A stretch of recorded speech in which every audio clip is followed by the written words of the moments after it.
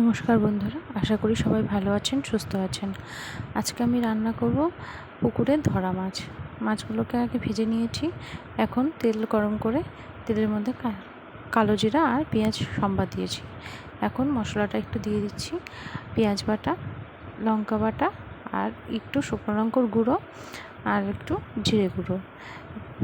ভালো করে পেঁয়াজটাকে কষিয়ে নিয়ে এরপর আমি দিয়ে দিয়েছি একটু আলু দিয়ে মশলাটাকে ভালো করে কষিয়ে নিয়ে তেল ছাড়তে থাকুক। এই দেখুন, মাছগুলো আমি ভেজে রেখেছি।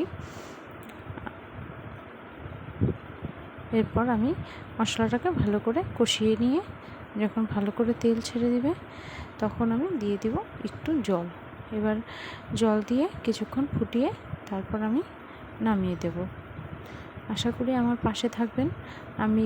আমি নতুন শুরু করেছি ইউটিউবটা, আমি খুলেছি অনেক দিন আগেই। আর এই মাছের ঝোলের সাথে আর করেছিলাম ঢ্যাঁড়স আলু